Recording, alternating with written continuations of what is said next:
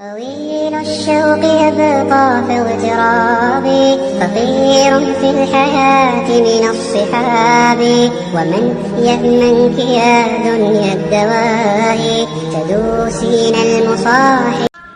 ستارے زمین پہ دھڑام دھڑام کر کے گریں گے.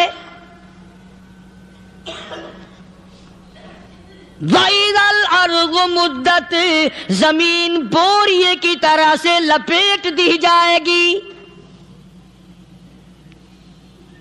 وَإِذَا الْجِبَالُ سُيِّرَتْ یہ بڑے بڑے پہاڑ ہوا میں کپاس کی طرح اڑتے پھریں گے. تمام کے تمام علامات قرآن کریم بتا رہا ہے. اور آج مسلمان ہے، میں خود ہوں، آپ ہیں، میں قسم کھاتا ہوں کہ ہمیں خدا کے کلام پہ یقین کوئی نہیں. اگر یقین ہو پھر یہ غفلت.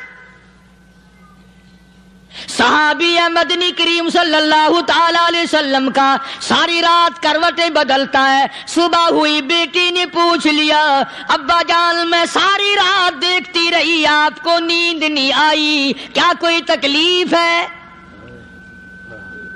دیکھنے والی بیٹی کے بھی قربان جاؤں، بے چین ہونے والے ابا کے بھی قربان جاؤں. آخر بیٹی بھی جاگ رہی ہوگی تبھی تو دیکھا ہوگا. کہنے لگے ابا میں نے ساری رات کروٹیں بدلتے دیکھا، کیا بات ہے آج نیند کیوں نہیں آئی؟ فرمایا لختے جگر او نور نظر او میری بیٹی، کل قرآن کریم کی ایک آیت سن کے آیا ہوں، ثم لم یتوبوا فلہم عذاب جہنم ولہم عذاب الحریق.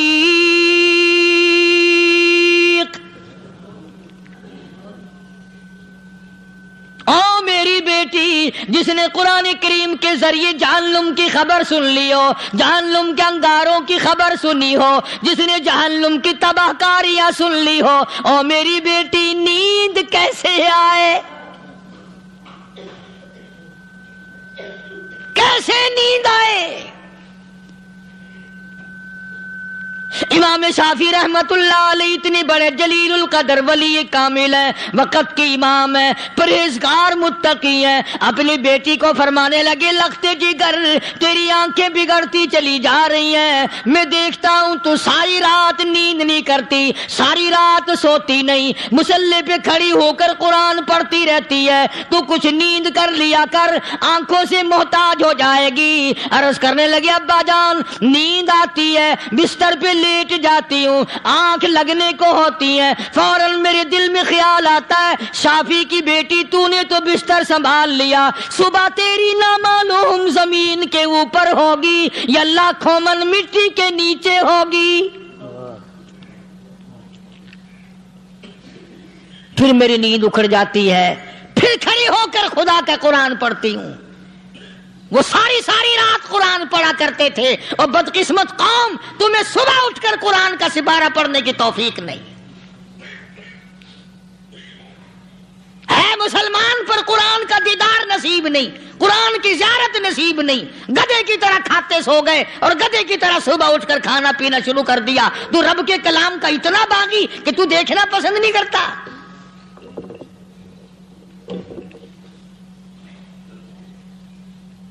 اور دنیا کی چیز اگر گھر میں نہ ہو، ٹھنڈے ٹھنڈے سانس مارتے ہیں عورتیں بھی. ہاں جی اپنی زمین کوئی نہیں نا، اپنی ہاں جی مکان اچھا اپنے پاس کوئی نہیں، فلاں چیز اپنے پاس کوئی نہیں. کبھی کسی نے ٹھنڈا سانس مارا کہ ہم 10 آدمی ہیں گھر کے، ایک آدمی بھی قرآن پڑھنے والا نہیں، ہم سارے کے سارے پتہ نہیں کیسے اکٹھے ہو رہے ہیں. اگر دل میں عظمت ہو، ڈاکٹر ہو، افسر ہو، وزیر ہو، آخر ہے تو انسان، ہے مسلمان، ہے مدنی کریم صلی اللہ علیہ وسلم کا امتی، پھر قرآن سے اتنا دور کیوں ہے؟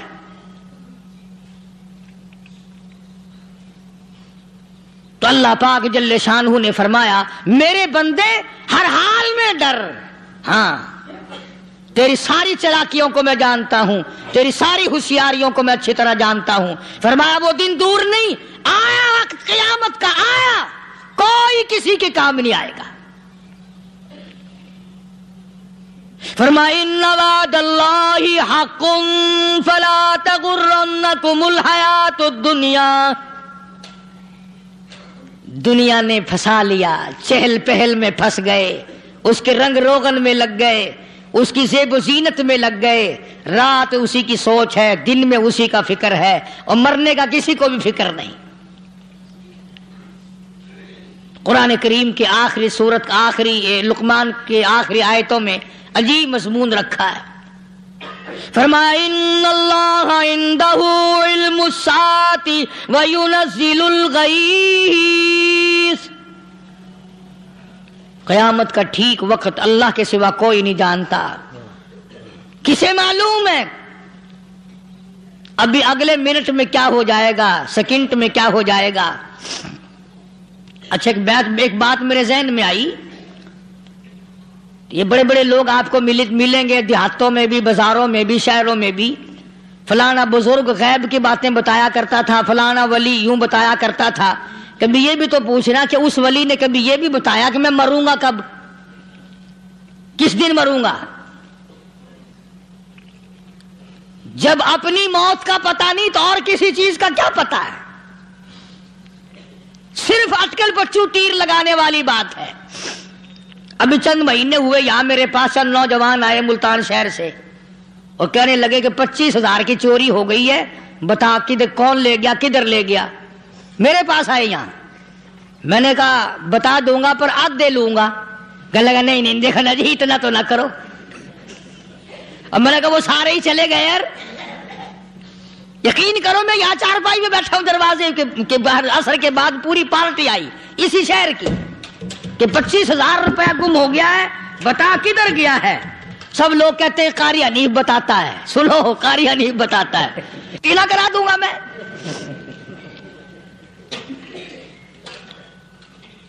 جتنا میں نے انکار کیا میرے سر ہوتے چلے گئے. اخیر میں نے بکواس کر دی. میں نے کہا اچھا بتاؤں گا پھر آدھے لوں گا. کہ لگے نہیں.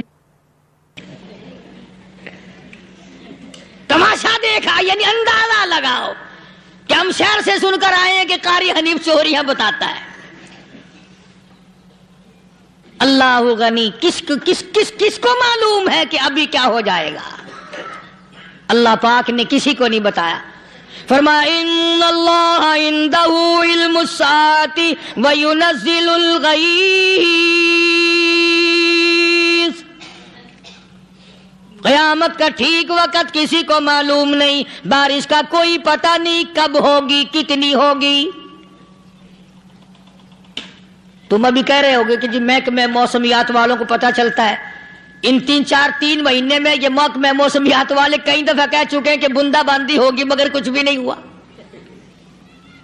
بلکہ جتنے یہ زیادہ بتلاوے نا اتنا ہی موسم خراب ہوتا چلا جاوے.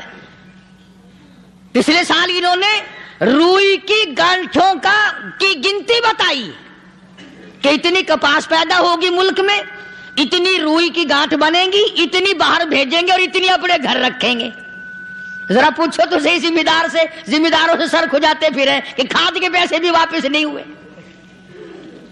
بھلے کسی کو کیا پتا کہ ابھی کیا تھا اور ابھی کیا ہو جائے گا، کل کیا ہوگا، پرسوں کیا. ایک اللہ کی ذات جانتی ہے. فرمایا وَيُنَزِّلُ الْغَيْثَ. کوئی نہیں جانتا بارش کب ہوگی، کتنی ہوگی، کہاں تک ہوگی، کس قدر ہوگی، کس طرف میں ہوگی، کہاں نہیں ہوگی. وَيَعْلَمُ مَا فِي الْأَرْحَامِ. کوئی نہیں جانتا عورت کے پیٹ میں کیا ہے، لڑکا ہے کہ لڑکی. باپ کو پتہ نہیں، ماں کو پتہ نہیں، دادی کو پتہ نہیں، نانی کو پتہ نہیں. یوں کہ کسی کو پتہ ہو یا نہ ہو حضرت صاحب کو پتہ لگ جاتا ہے. حضرت صاحب کو کیوں؟ حضرت صاحب ٹھڈ دے اندر وڑدا ہوندا ہے. تماشا دیکھ، کوئی کسی کو پتہ نہیں چلتا. اور خدا نے اپنی خدائی کسی کو تقسیم کر کے دینی نہیں. لم یلد ولم یولد. نہ میرے ماں باپ، نہ میں کسی کا باپ، نہ میری اولاد، نہ میں کسی کی اولاد. اللہ الصمد، بے نیاز، بے مثل، بے مثال ہوں. ہمیشہ سے ہوں اور ہمیشہ رہوں گا. سام میرے محتاج ہو, میرے دروازے کے گداگر ہو, میرے دروازے کے فقیر ہو, میرے دروازے کے دستے نگر ہو, آؤ مانگو کھاؤ, موت آئے مر جاؤ. اگر اکڑو گے فرمایا پھر میں نے بڑی بڑی سزائیں دی ہیں لوگوں کو. ہاں ہاں, میں تو توبہ بھی منہ سے نہیں نکلنے دیتا, کلمہ تو کلمہ ہائے نہیں کرنے دیتا میں. جب میں موت کا پیغام دوں یکدم دل کی حرکت بند ہو جاتی ہے, آئے بھی نہیں, اوئی بھی نہیں, اف بھی نہیں, کچھ بھی نہیں. فرمایا وَيَعْلَمُ مَا فِي الْأَرْحَامِ, کسی کو پتہ نہیں عورت کے پیٹ میں کیا چیز ہے. دیکھو نا, جس نے 9 مہینے بچہ پیٹ میں رکھا, جب بچہ پیدا ہوتا ہے نا خود ماں بھی کان لگاتی ہے, بتائیں گی لڑکا ہے کہ لڑکی ہے. بےتابی سے انتظار کرتی ہے, بڑی بے قراری سے انتظار کرتی ہے عورت کہ یہ دائی بول لے, کوئی اور پاس والی بول لے, کوئی اور چھوٹی بڑی گھر کی عورت بول کے بتائے کہ لڑکا ہے کہ لڑکی ہے. اور جس نے 9 مہینے پیٹ میں رکھا, جب اس کو پتا نہیں تو پرلی طرف بیٹھے ہوئے حضرت صاحب کو پتا کیسے چل گیا. وَيَعْلَمُ مَا فِي الْأَرْحَامِ, زیادہ سے زیادہ تمہیں یہ کہیں گے جی فلاں بزرگ نے دعا کی تھی اللہ میاں لڑکا دے گا, لڑکا ہو گیا. ٹھیک ہے, دعا تو بھی مانگ, بزرگ بھی مانگے, پیر بھی مانگے, فقیر بھی مانگے, عالم بھی مانگے, ماں بھی مانگے, باپ بھی مانگے, خاندان سارے مانگو. بات یہ ہے مانگو تو سارے, پر یوں کہو دینے والا وہ ایک ہے بس. یہ ہے اصل بات, اور مانگنے کی تو کوئی کسی کی وہ نہیں. امام الانبیاء محبوب کبریا حضرت محمد مصطفیٰ صلی اللہ تعالی علیہ وسلم سیدہ عائشہ صدیقہ رضی اللہ تعالیٰ عنہ فرماتی ہیں میں سوئی ہوئی تھی, اچانک میری آنکھ کھلی, میں نے کالی کملی والے کو سجدے میں دیکھا, رو رہے ہیں, دعائیں مانگ رہے ہیں, رو رہے ہیں. حضرت عائشہ فرماتی ہیں اللہ اکبر, فرماتی ہیں اتنے روئے سرکار مدینہ صلی اللہ علیہ وسلم, سانس رک گیا, سانس گھٹ گیا آپ کا. حضرت عائشہ فرماتی ہیں میں اپنا جگر پکڑ کے بیٹھ گئی, کہیں آج بیوہ تو نہیں ہو جاؤں گی. نبی نے اتنا مانگا, اتنا مانگا, اتنا مانگا, اس کائنات میں مانگنے والا کوئی آیا ہی نہیں. ہر آن مانگا, ہر لمحہ مانگا, ہر گھڑی مانگا, اور اتنا مانگا. میری بات لکھ کے لے جاؤ انشاءاللہ, کچی پکی بات نہیں. سیدہ عائشہ صدیقہ رضی اللہ تعالیٰ عنہ گواہ ہے, سیدہ فاطمہ الزہرا رضی اللہ تعالیٰ عنہ گواہ ہے, نبی کی گھر والی گواہ, نبی کی لخت جگر نوری نظر فاطمہ الزہرا گواہ. فرماتی ہیں حضور کریم صلی اللہ علیہ وسلم کا جب آخری وقت آیا, آواز بالکل ختم ہو گئی, آواز بالکل پست ہو گئی, پھر بھی لب حرکت کرتے تھے, لب حرکت کرتے تھے, دونوں کی دونوں. فرماتی ہیں ہم نے کان لگایا, آواز تھی ربی حبلی امتی, ربی حبلی امتی, اور میرے مولا میری امت کو معاف کر دے. اور خدا کی قسم کالی کملی والے نے آخری سانس تک مانگا ہی مانگا.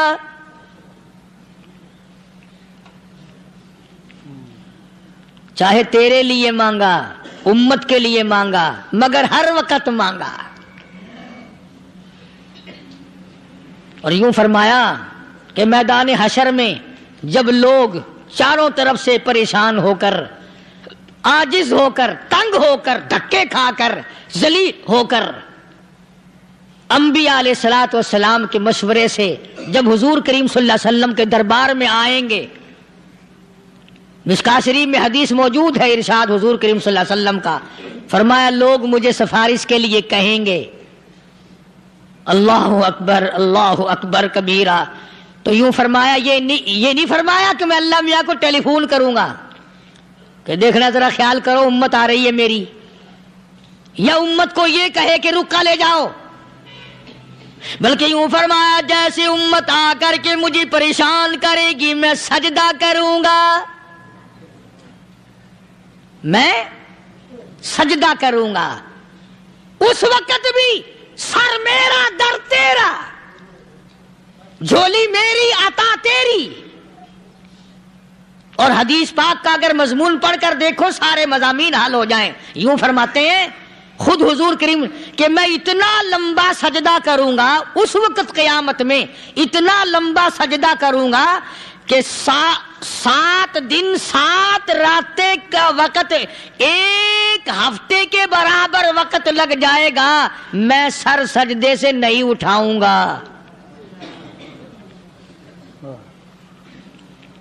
اتنا لمبا سجدہ کروں گا کہ 1 ہفتے کے مقدار وقت لگ جائے گا. یہ مقدار کیوں فرمایا؟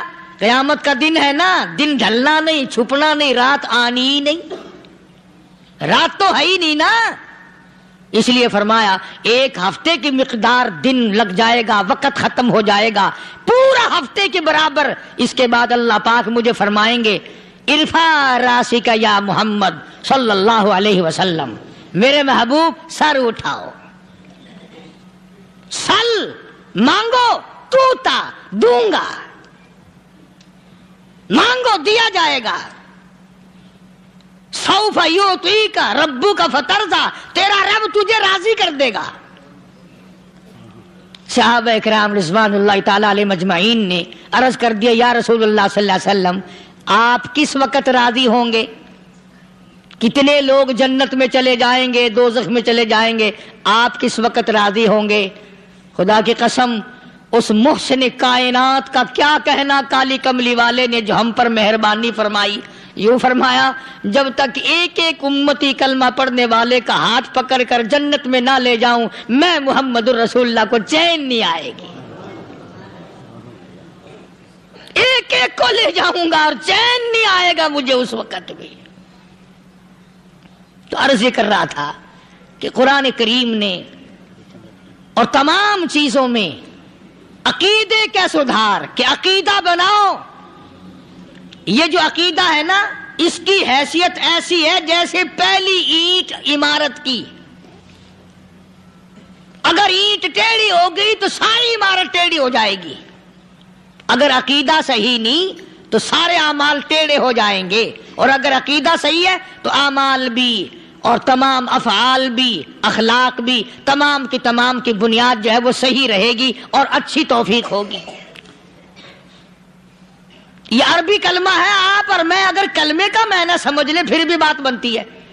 یہی تو معنی لا الہ الا اللہ. کوئی نہیں، بگڑی بنانے والا کوئی نہیں، حاجت روا کوئی نہیں، مشکل کشا کوئی نہیں، تیرا ہاتھ پکڑنے والا کوئی نہیں، مجھے اور آپ کو اولاد دینے والا کوئی نہیں، بیوی بچے دینے والا کوئی نہیں، یہ ہر روز روٹی کھلانے پانی پلانے والا اس کے سوا کوئی نہیں، الا اللہ، ایک اللہ کی ذات ہے. اور فرمایا کہ یہ بتایا کس نے کہ یہ سب کچھ کرنے والا کون ہے؟ محمد الرسول اللہ صلی اللہ علیہ وسلم، کہ ہمارے آقا اور مولا حضرت محمد الرسول اللہ صلی اللہ علیہ وسلم نے بتایا. تو قرآن کریم کی ان آیتوں نے وضاحت کر دی وما تدری نفس ماذا تکسب غدا. کسی کو پتہ نہیں کل کیا ہو جائے گا، صبح کو کیا ہو جائے گا، شام کو کیا ہو جائے گا. وما تدری نفس بأي أرض تموت. کوئی نہیں جانتا موت کس جگہ پہ آئے گی. کسے معلوم ہے کہ میری قبر کہاں بنے گی؟ کوئی نہیں جانتا میرے اس بدن کو جانور کھا جائیں گے. کسی کو علم نہیں ہے کہ قبر کا گڑھا ملے گا کہ نہ ملے گا، کفن ملے گا کہ نہ ملے گا، نماز جنازہ نصیب ہوگی کہ نہ ہوگی، غسل نصیب ہوگا کہ نہ ہوگا. کوئی نہیں جانتا کلمہ پڑھتے موت آئے گی یا کنجری کے گانے سنتے گاتے موت آئے گی. کس کو علم ہے کہ آخری کلام جو دنیا میں ہوگا وہ درود پاک ہوگا یا قرآن کریم ہوگا یا دعا ہوگی یا استغفار ہوگا اور یا گالی منہ سے نکلے گی، دم نکل جائے گا. کسے معلوم ہے؟ اس لیے فرمایا وما تدری نفس بأي أرض تموت. کوئی نہیں جانتا موت صبح آئے گی یا شام آئے گی. بیوی بچوں کے سامنے آئے گی یا اسپتال میں، کوئی پاس ہوگا بھی یا کہ نہیں جس وقت موت آئے گی کسے معلوم؟ سجدے میں آئے گی یا کنجری کی گود میں آئے گی کیا پتا؟ فلم میں آئے گی یا مسجد میں آئے گی؟ پچھلے دنوں ایک جگہ ایک آدمی نے صبح کی اذان دی، بڑی اچھی اذان دیا کرتا تھا، اللہ کا نام بلند کیا، زمین پہ بیٹھا اور ختم۔ فجر کی اذان دی، جو سنے انہوں نے کہا یار ابھی تو اذان دی تھی، بس اللہ کی طرف لوگوں کو بلایا اور خود دنیا سے رخصت ہو گیا۔ ہاں کسی کی موت یوں بھی آیا کرتی ہے، کسی کی سجدے میں آ جاتی ہے، کسی کی مراقبے میں آ جاتی ہے، اللہ اکبر، کسی کی نماز میں آئے، اللہ کی طرف دھیان لگے ایسا لگے کہ لگی جائے وہ چلا ہی جائے۔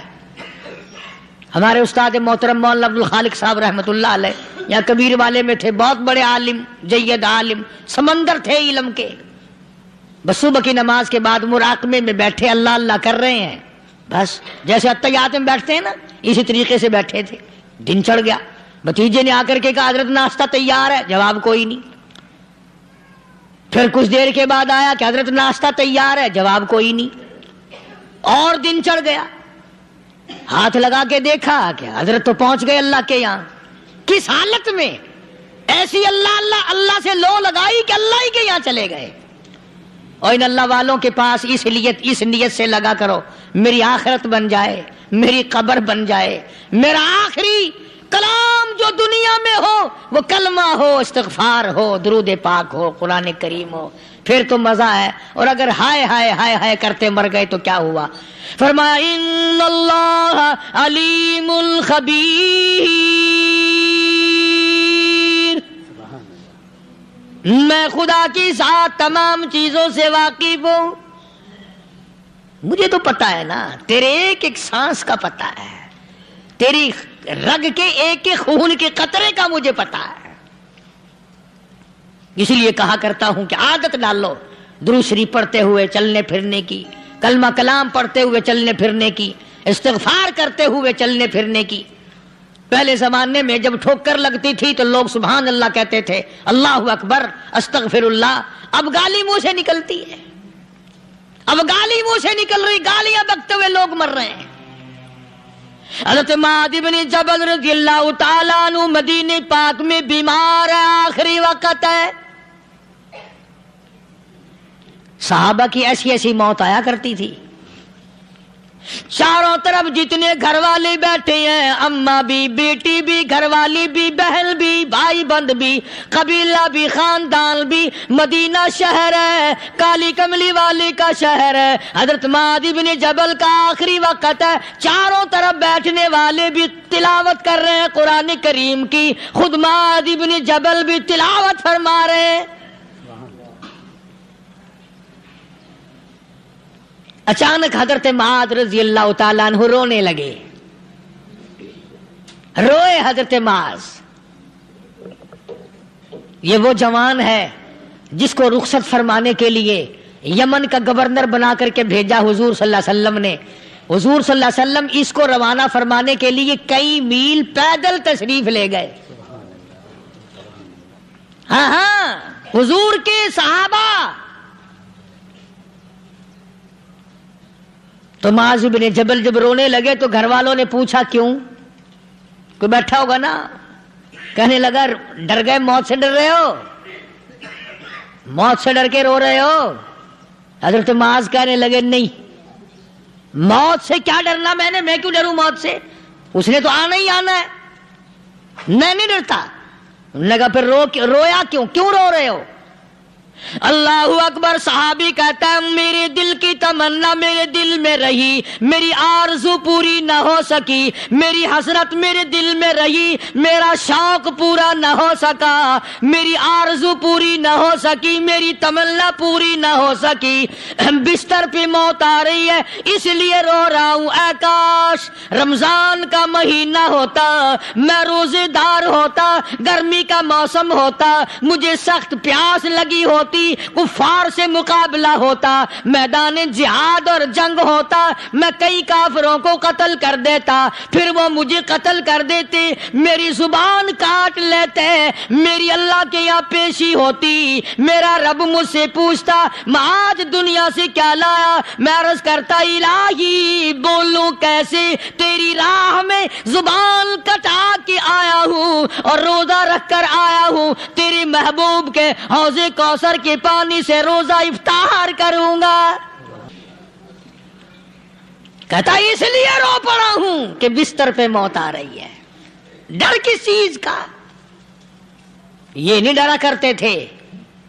حضرت ابو ایوب انصاری سب کہہ دو رضی اللہ تعالی عنہ، اللہ اکبر، کتنا بڑا مقدرہ والا جوان ہے۔ مدینے پاک میں حضور کریم صلی اللہ علیہ وسلم نے اسی کے یہاں ڈیرا لگایا۔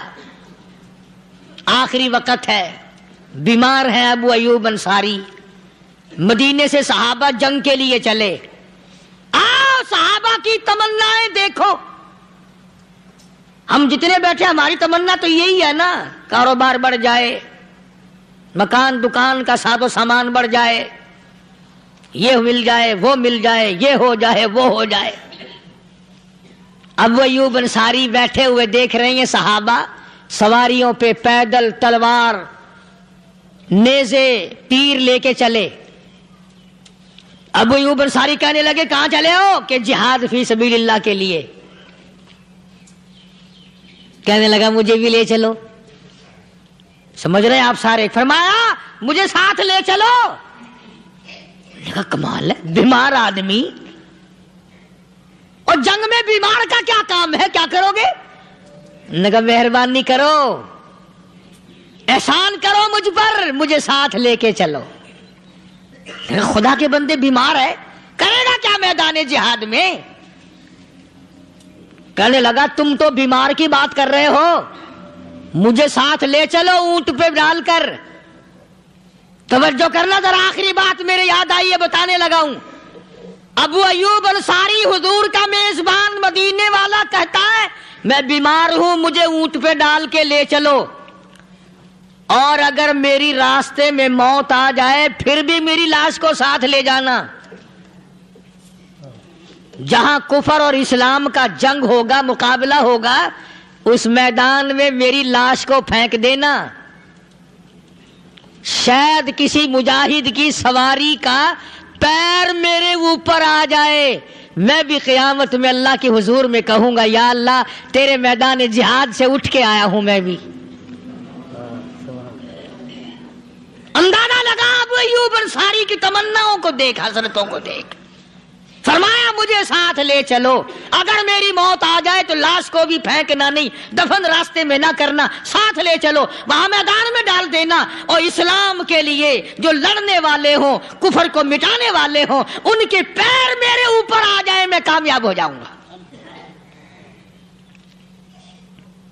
ایک تم ہو جو مسجد میں جھاڑو دینے سے بھی آر کرتے ہو، صف بچھانے میں بھی تمہیں شرم آتی ہے، صف اکٹھا کرنے میں بھی تمہیں شرم آتی ہے، ادھر ادھر کوئی چیز کرنے میں تمہیں کیا معلوم ہے جس وقت قیامت کے دن ان شاہی درباروں کے خادموں کو انعام ملے گا نا، پھر ٹکرے مارو گے، او ہو لو بھائی کمال ہو گیا، ہم تو یوں ہی رہ گئے۔